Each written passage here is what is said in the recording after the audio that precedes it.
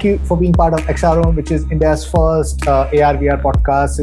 I'm super delighted to have you on the podcast because I'm really interested on the correlation between virtual reality and neuroscience, and I feel that there's so much which can happen. So I'm going to give like a small introduction of you, and then we can get into the conversation. So Mr. Amir Bozorgzadeh is a market researcher, tech writer, and social impact entrepreneur. He is the founder of Virtuleap, a VR brain training solution to help increase attention levels and address cognitive illness disorders and learning challenges. I'm super stoked to have you on XRM podcast. So let's start with the name, Virtuleap.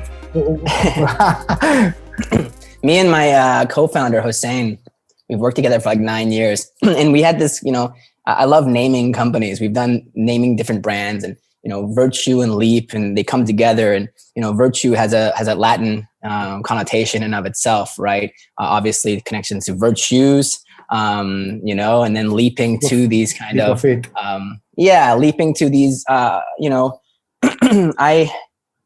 always look at this kind of technology as offering transcendental applications. The dream of being a human is always to be able to transcend yourself, and technology can be seen in a negative way as much as you like, but there's no denying the fact that it allows us to pass and travel and reach, elevations that we wouldn't be able to without its assistance. And so, virtual reality or spatial computing as a paradigm, incorporating also augmented reality as its sister or sibling, the spatial computing is certainly one of those technologies that is elevating us as people in terms of our possibilities and potential, as well as society as a whole. So that's what Virtuleap is ultimately trying to comprise as its meaning. Lovely. How cool is that? You rightfully pointed out that technology, it is a double-edged sword, but through history, if you go to see that it's done more good than harm. Harm happens with those people who choose to use technology in a bad way. But largely, if you go to see, technology is that tool which has enabled mankind. And I believe that on next human evolution, technology is going to play a huge role. Now, most of the people are apprehensive to change, and technology is something which we are extremely averse of, but somehow COVID has kind of thrusted us into this world, and suddenly all the emerging tech has got this huge lens. Everybody is looking at it in a way because they suddenly realized the importance of technology. So I've been invested in the space for maybe more than 6-7 years, and I'm super excited about augmented reality, virtual reality, mixed reality, or all of these emerging technology, which I believe is converging, is going to create the future course of mankind. And that's the reason I got into virtual reality. What was the reason that you got into virtual reality?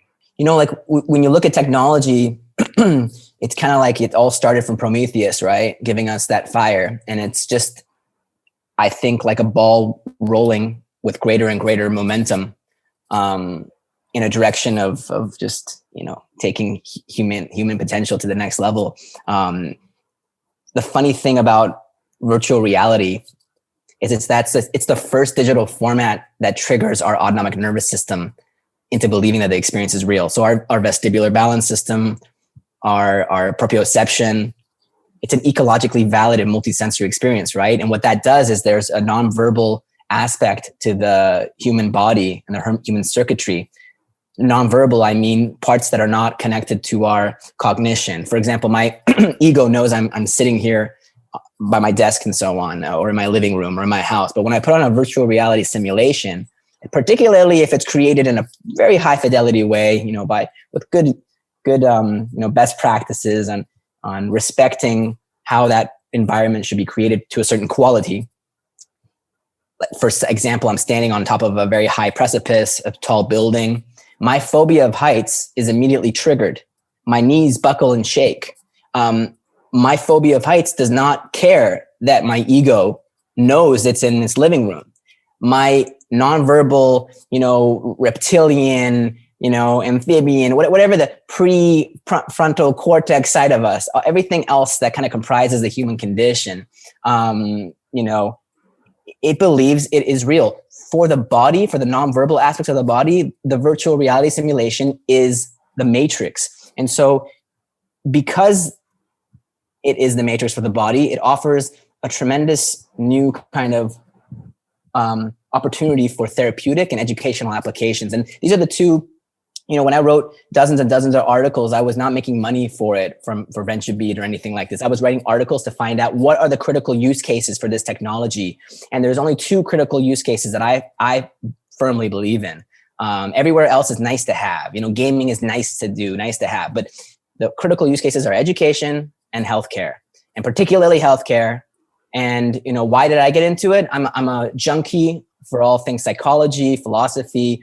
I have a ritual every morning nowadays. I recall Jung, so the subconscious, psychoanalytical theory on the unconscious drivers of the human condition. And again, I just mentioned to you that the unconscious element of the human system is triggered into virtual reality experiences in an unparalleled and unprecedented way that can cure us of my phobia, as well as probably bad things. But again, like you said, double-edged sword. I always look for how do we create the bright side of these technologies, and VR is just wow. We're just tipping on the tip of the iceberg right now. The FDA last year just declared the first VR solution to be a prescribed treatment for pain management.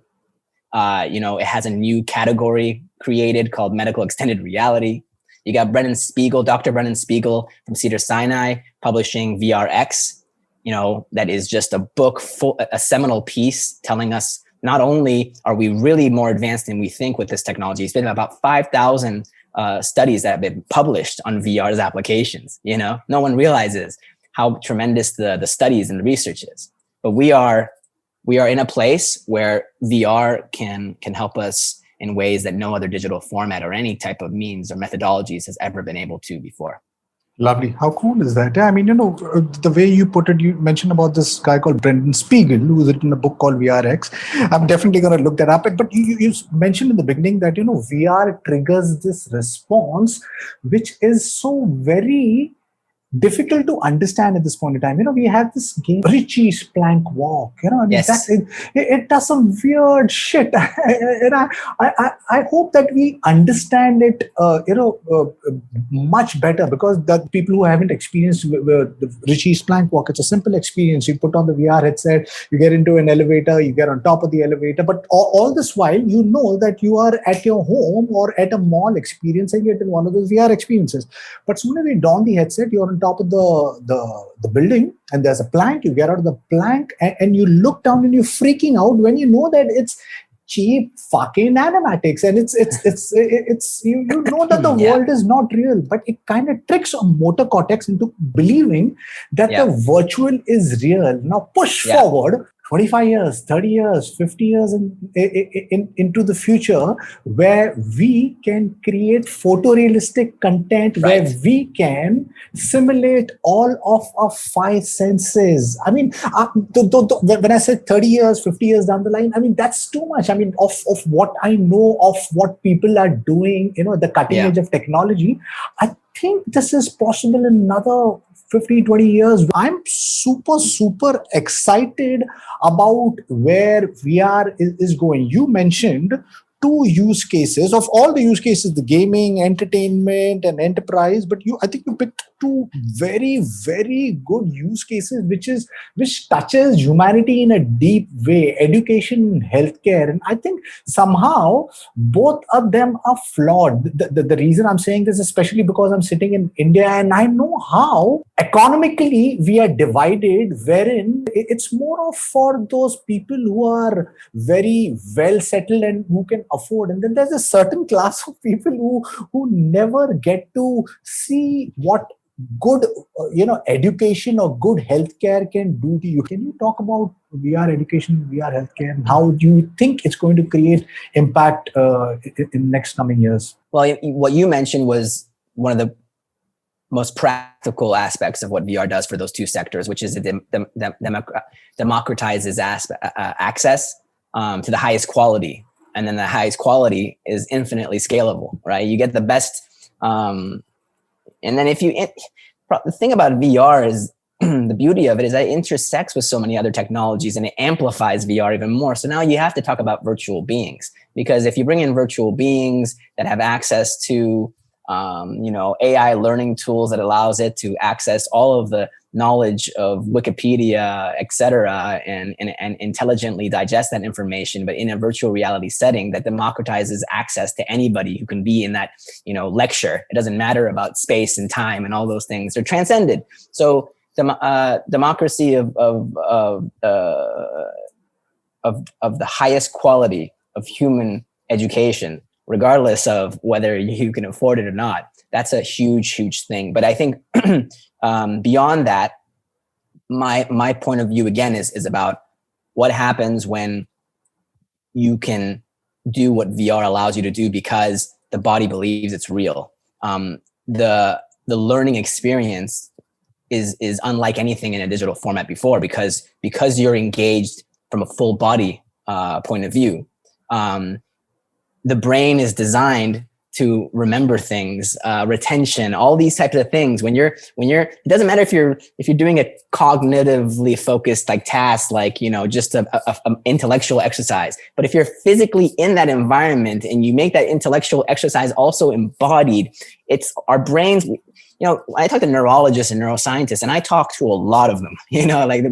My job is to talk to a bunch every day. Or at least several a week, and, we don't really understand the brain as much as we try to think we do. But one thing we do know is the more regions, the more embodied experience anything is, the more it absorbs and soaks into us in a more significant way. And so you have to go away from education or healthcare from a very superficial level, right? There's so many things in education that are just superficial. People just study, and then finish an exam and then forget. I mean, that's a lot of, the traditional education system is just memorization like a freaking parrot and then just forgetting it. And you didn't actually soak anything into your DNA. So it's about full embodied education, full embodied healthcare, and also from the healthcare application and the education side, I think they're going to both intersect in the next 10 years or so. What's good for you will be also educational for you. I think the empowered patient is kind of a theme of the next 10 years that we're going to see. And I think, you gave a nice conservative estimate of how many years we're going to have to wait, 15, 20, which you cut down from 30, 50. Which makes me my blood pressure rises when you talk like that. But you're not doing the opposite thing of all these, hucksters who are constantly giving us these really audacious estimates of 2 more years and it's going to hit, mass adoption, and it never does. Well, my only critique of that is I think you're not right and they're not right. I think we're in the middle. And I think the reason that it might go faster is 5G, because 5G is what's going to allow the hardware iteration to accelerate in the direction of lighter load, where you can be able to do a lot of the processing of the graphics and computing over into edge servers. And really, the more lighter and the slimmer and and more comfortable these headsets become, and obviously if a company like Apple releases their own AR model with that kind of additional investment, then I think we might have it more in the range of let's say 7 years, 5 to 7 years is my guess of really amazing. I'll be more than happy to, see this technology creating real world value and impacting mankind. And the reason I'm trying to be a little bit conservative, because I know how people react. This is the first time in human history where everything is exponential. So far, everything was a linear space. And so our brain has got used to that understanding. Like you said, everything is intersecting. We have AR, VR, MR, we've got 5G, we've got artificial intelligence, we've got synthetic biology. It's going... everything. They're all intersecting, like you say. And then biology is coming in too. People are putting in quantum. There's a Cambridge quantum computing group I'm looking at this last week, and they got chemists mixing up their kind of concepts with machine learning. I mean, what the hell are chemists doing with? So you got a huge intersection, like you say. Yeah. So I'm super excited because my background is music. So when I started music, when it was back in the early 90s, we had definitions, of music. There was rock, there was pop, there was jazz, and there was classical. Cut to, when music got democratized. Right now, I don't really know what is what, because people are beautifully blending rock, pop, dance, jazz, and Mm. creating new things. So I feel and I believe that that is what is happening thanks to all these converging technologies. I don't think anybody can estimate what's going to happen post 2030. If Sure. things go the way they are going, and I don't really know what's going to happen. It could be much, but anyway. So I'm super excited and about what. and what you're saying is completely on the accurate if you incorporate what's happening with COVID. And COVID's a really important point to make, because it's one of those things that comes in out of nowhere, and a year and a half ago is when it popped up, right? And it has absolutely, the only silver lining of this biblical plague is it serving as a catalyst for Yes, it is. VR adoption across very serious use cases, like what I mentioned with the medical side of things. Regulatory bodies are more and more open to seeing VR as a serious critical use case for diagnostics, for therapies. COVID, in fact, I think, served as an acceleration for digital therapies in general. The first video game was declared a prescribed treatment for pediatric ADHD back in June 2020.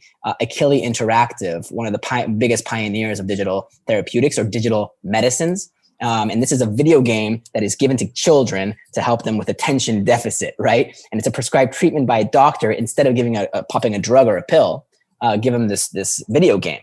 So video game as a medicine. It was like that's last year in June that was declared what it was. And it's like landing on the moon kind of news. And yet it didn't get much press at all because of COVID overshadowing everything. But if a video game is now declared a medicine in 2020, now we're in 2021, and COVID is continuously accelerating VR as well. And what is VR? VR is a digital format, just like the 2D video game, but it's actually in a way that the body believes it's real, right? I mean, it's the ultimate like pinnacle of digital medicines, and that's what you can kind of look forward to. It's a lot of that will intersect with big data and AI learning tools and virtual beings, and then 5G will just be like putting gasoline on a fire.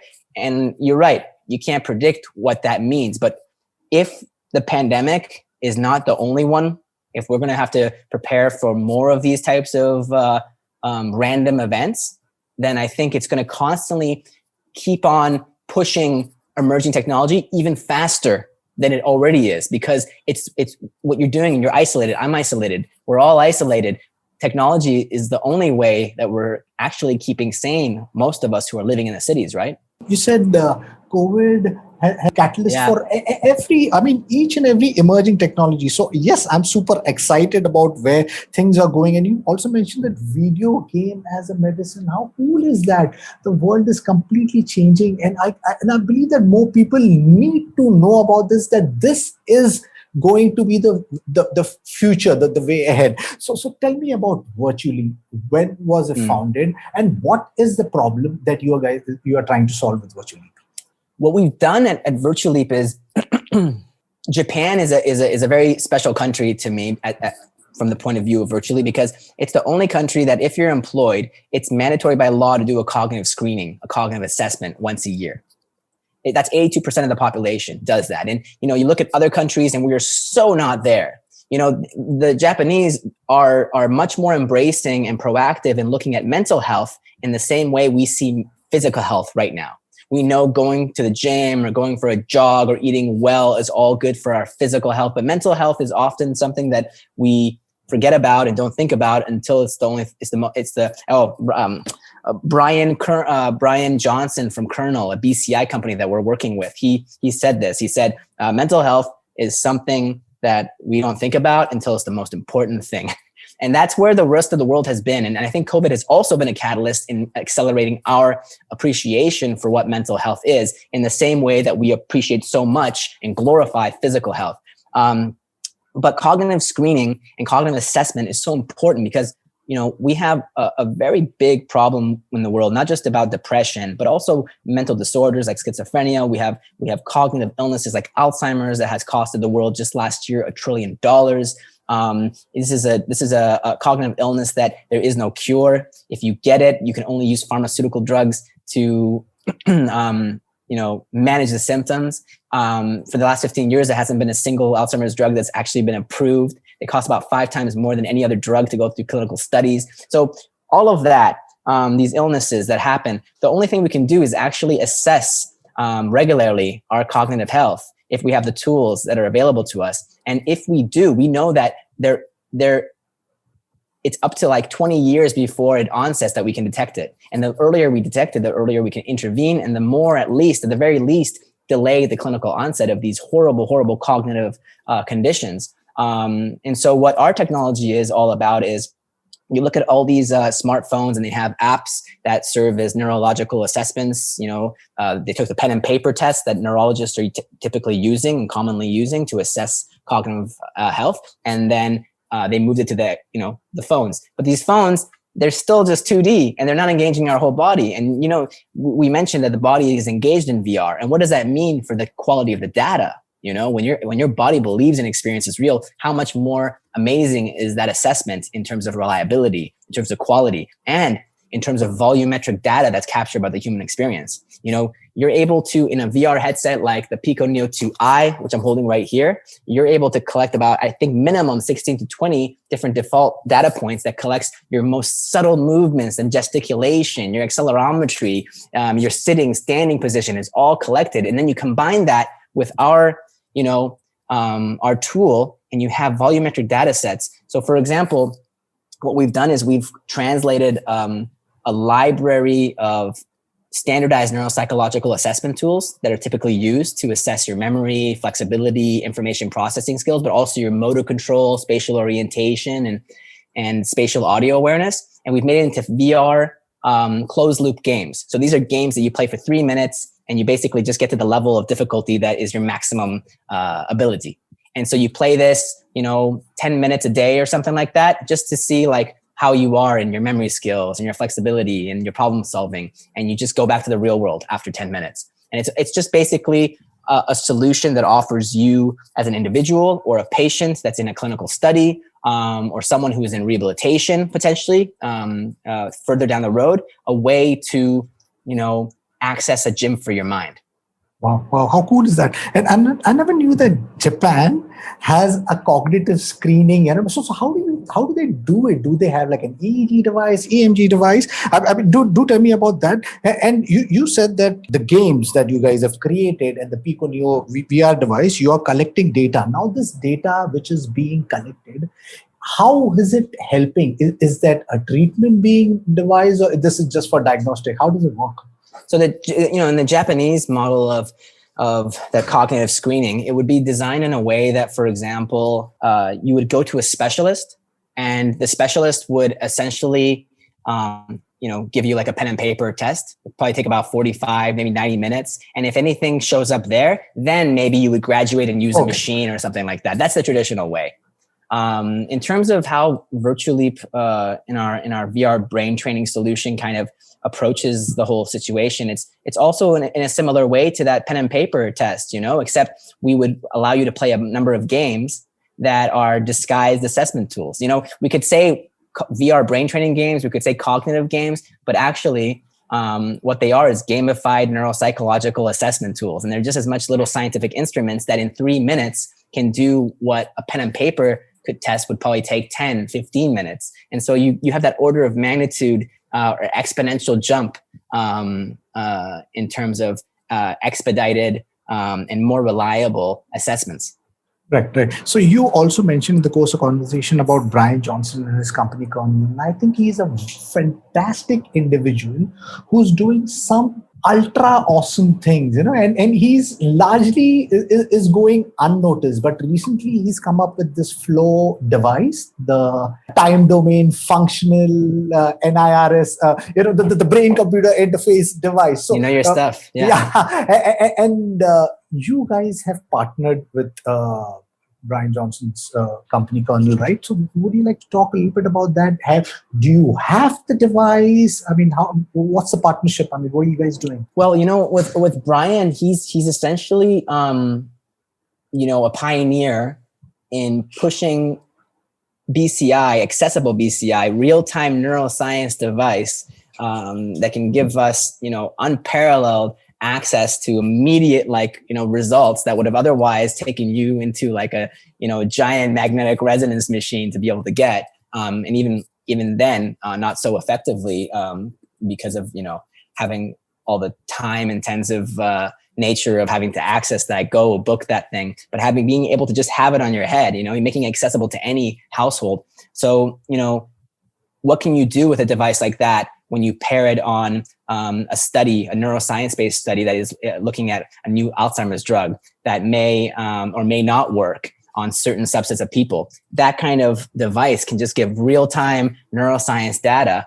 about the human condition that allows us to better profile the patient segments that have the best possible treatment outcomes. But in terms of what we're doing with them is, again, we're collecting data about the human condition in a very controlled way, specifically with these games targeting like memory, or not just memory, short-term memory, and giving you like an assessment, an objective score for your memory skills. But on top of that, in parallel, is real-time neuroscience data that is showing objective activity in the brain that we can correlate with our scoring. And then we can see, do we need to fine tune our scoring? Is it correct? Is there correlation? Can we actually say that even playing this game indicates the same thing that the neuroscience data is directly showing? And so we can say maybe just by playing these games, it can serve as a way to, objectively know whether you are actually deteriorating cognitively and you need to start implementing some lifestyle activities. Can you actually use our games as a way to assess your cognitive health in general? Can you use it as a way to actually say if you're even improving your cognitive health by playing these games? So we're kind of trying to do the back and forth kind of playing around of their direct neuroscience data linked to your brain and our data and what the correlation is. Have you collected data which says, okay, this is something that these are the findings of whatever, for training, if it's been used across for training or for maybe for a specific condition. Now, these are the findings, and these are something which is going to really add value. So is there anything that you think you would like to talk about, something like that? Yeah, one of the biggest things for our company is making partnerships with academia, and research institutes. We're working with the VA healthcare system in San Francisco, for example, Valdebron in Barcelona. Each of these different institutes, they have a particular interest in showing cognitive remediation programs using our technology to help patients of a certain type in, assessing their cognitive health and perhaps even serving as a therapy for their cognitive impairment. And these studies were basically lining up to begin this year. We're recruiting for the first one as of actually next month. We've had one correlation study done by an Italian group that are preparing to, release their results and publish, for example. So we're right in the middle of actually having clinically validated, and then hopefully peer-reviewed publications that shows the efficacy of our solution. But it's really important to keep in mind that we're really just the extension of the cognitive assessment industry in general. You have these tried and true cognitive assessment tests like the NBAC task that was been used since 1958, and we just simply took the NBAC task and brought it into a 3D rendered environment. And so it's still the same game mechanism based on the same principles of the NBAC task that is commonly used and supported by neurologists. So we're not reinventing the wheel. So we're very, very optimistic that it's not only just going to correlate to traditional methodologies, but actually then offer so much more. And because of the volumetric data sets about the human condition, and for us to be able in these studies to correlate not just to traditional methodologies, but also to brain scans and neuroimaging and other biomarkers, I think the results are going to be really promising. And they're probably going to start popping up in your news feed probably by the end of this year or so.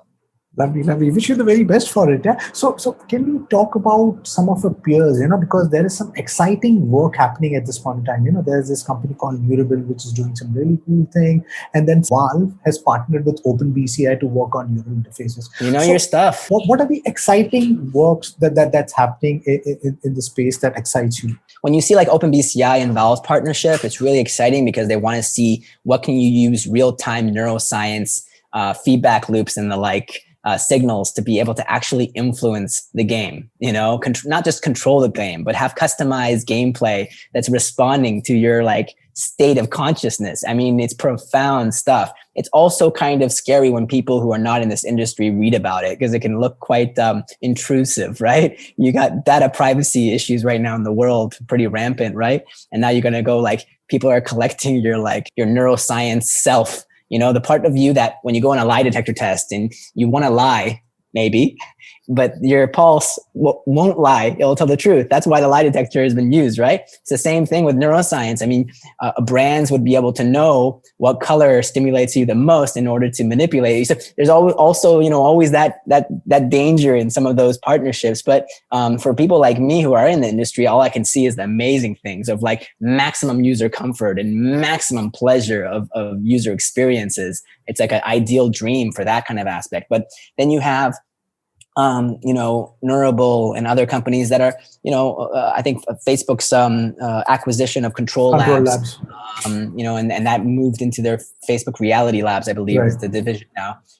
They're all approaching it, I think, from the point of first and foremost, maximum user comfort, maximum the ability to create user environments that are the most pleasing and comfortable, and that can be also the most inclusive, being able to have someone who doesn't have full abilities, being able to still access the highest quality of content just because they can navigate it with their brains, and actually the content being able to adapt itself to someone, for example, who is colorblind and immediately correct for it. You know what I mean? It's someone who has a sensory impairment. I mean, it's just profound applications in maximizing accessibility to anyone in terms of access to that content. Lovely. Yeah, I'm super excited where this is going. Yes, you pointed out the data privacy. I mean, there is a need for a conversation to be had in the forum so people understand and do not panic. I think we have jumped into a world where data is going to be the most expensive thing in the world. Oil is gone away. It's data. I mean, where so there is a data hoarding which is going on. And some of the tech behemoths are actually manipulating our data in ways they have manipulated elections and things like that. Now, obviously, we're going into the space where eventually we're gonna have like glasses like this, maybe in another 10 years, where it could get 5 years. Obviously, there's Apple coming in, Facebook coming in, and there's so many other brands, the small guys around the world who are working on building glasses, which might be like this, which might be intelligent glasses, and with spatial computing, it will capture whatever your eyes are looking at. So there is a need for a conversation to be had in a social forum and make people understand that, yes, the private world is a thing of the past. Now, how do we create a solution or a framework knowing and understanding that this is the world where we have stepped into? How do we safeguard those data where we kind of put those data ownership back into the individual rather than a tech behemoth? So that is something I think we should have an active conversation on. What are your views on something like that, where we are entering the spatial world where anything and everything is going to be digitized? I think we have to just, because there's always for every action, there's always a reaction, right? And with society, there's a Democratic party and a Republican party. It's just like, the yin and the yang of a homeostatic ecosystem. So, I believe that always and everywhere you will see that same duality of opposites always counterbalance one another. And so, when you do have this action of privacy intrusion, you're going to have elements of society that come out and not just have a conversation about it, but create solutions as startups of their own to counter those influences, And so you have technologies that will be invariably created by that other side of humanity.